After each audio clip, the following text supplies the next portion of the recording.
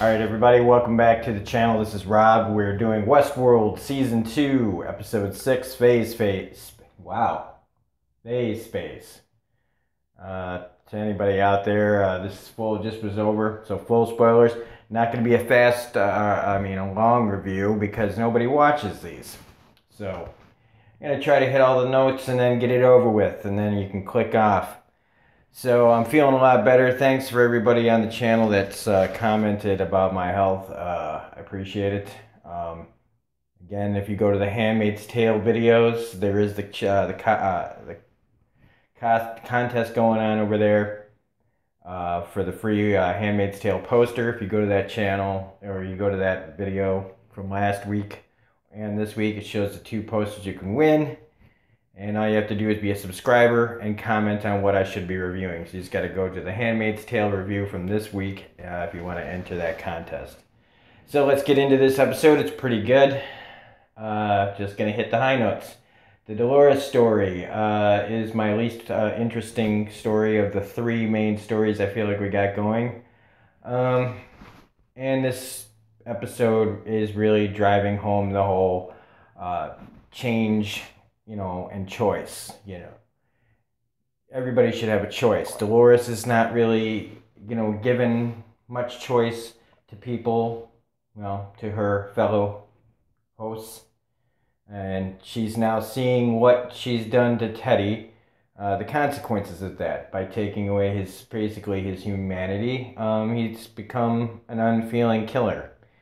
And he just blows people away and doesn't think twice about it, but it's like he realizes that he used to be something different. He knows, you've done, I used to be this, now I'm this. And there's like a detached coldness to him that even she's like, geez, I guess I went too far. Whoopsie.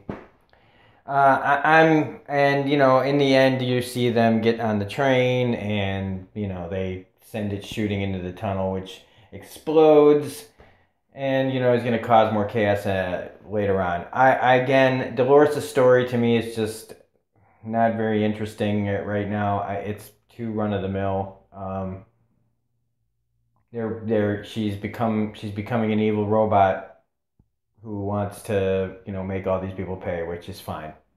It's fine. It's not bad. It's just not, of the 3 main stories, this is the one I could care least about. So, can I think of anything about that anymore? No, there's nothing. The Man in Black and Grace, on the other hand, is a pretty decent story. You've got a lot of background here. At least, Grace is a very interesting character, and, complimenting the fact that she's the Man in Black's daughter, William's daughter. So, of course, she's going to kind of be an interesting person. I do like that William thinks she's a host at first. That she's just part of Ford's plan to fuck with him. But it comes around to it just by her being herself. Doing things, saying things that only his daughter would be like. Knowing what kind of man William is. And, the deep, dark man that he is. I really like their back and forth. I do like that she thinks she's almost gotten through to him.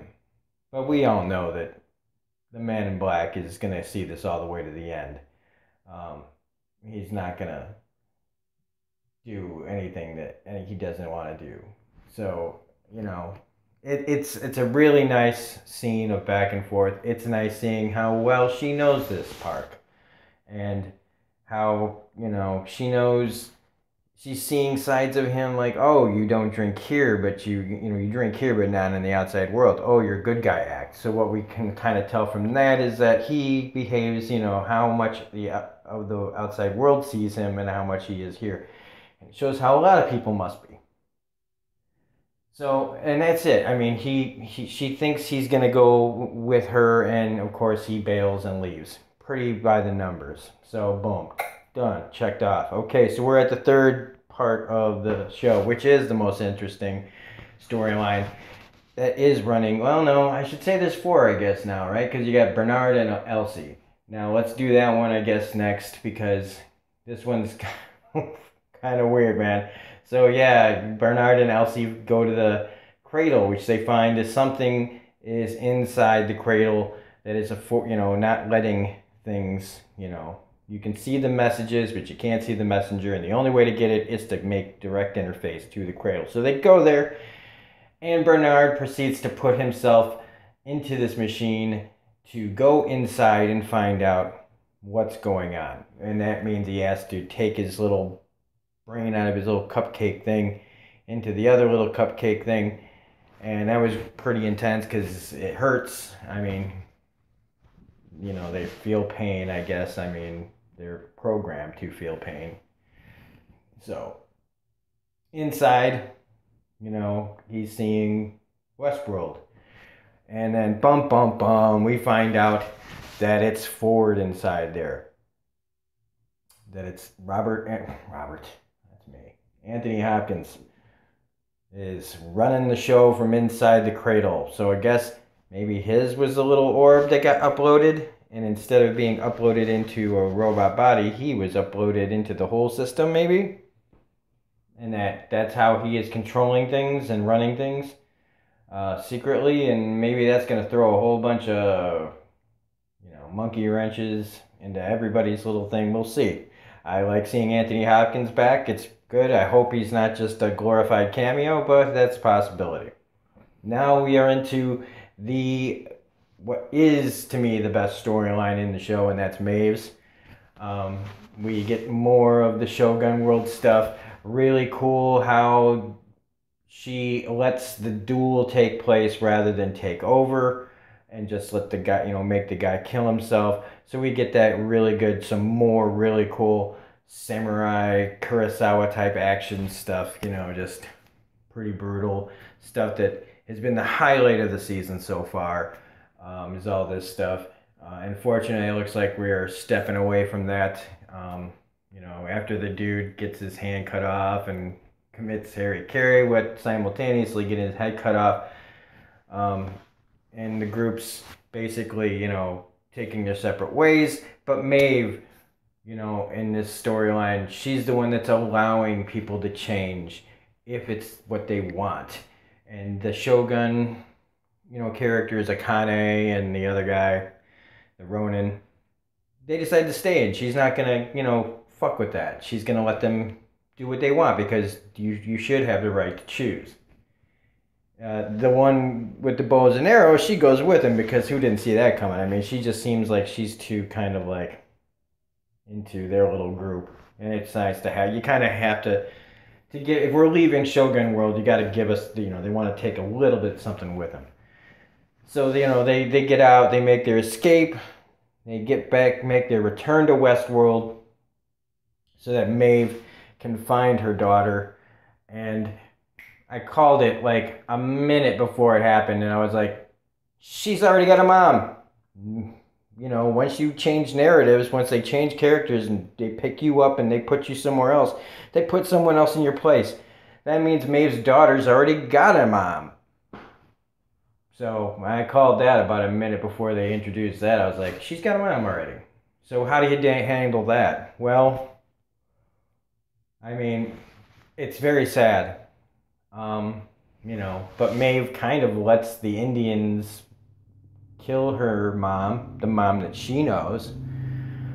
She could easily probably scramble brains or something, I don't know, but she runs off with her. And even though the guy from the Ghost Nation, who is the guy we've been seeing here mysteriously appear and disappear and not kill people, and he's the one from last week who told the one guy, you're only remembered as long as the last person that remembers you, that kind of guy. Him saying to her, we're supposed to be on the same path. So we're gonna see more of that. I know you can tell that means something, and she's kind of not understanding and fighting that. So she's dragging the kid along, and we're gonna see how that plays out. I mean, it's gonna be baby mama drama. Just if the mother is dead, does she let her stay? Does she have to give up her which in the end was kind of a folly in the first place, was going after a daughter that really isn't yours. It's just in your memories. You're just holding on to something like that, you know, in the end is not going to work out the way you want. So what do you do? Do you force it, or do you let it just go and move on to something else? And that's what May's dilemma is probably going to be coming up, is to either move on or try to force something that isn't real. So that's it. It was a good episode, and I'm not going to talk any more further about it. I mean, if anybody has any comments about how I'm doing this review now, because I'm making it shorter because nobody watches it, not really.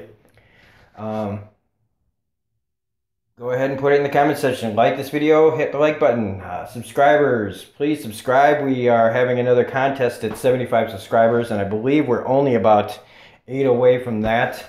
So when we hit 75 subscribers, we'll be doing another giveaway. So yeah, you want to be a part of it, you got to be a subscriber.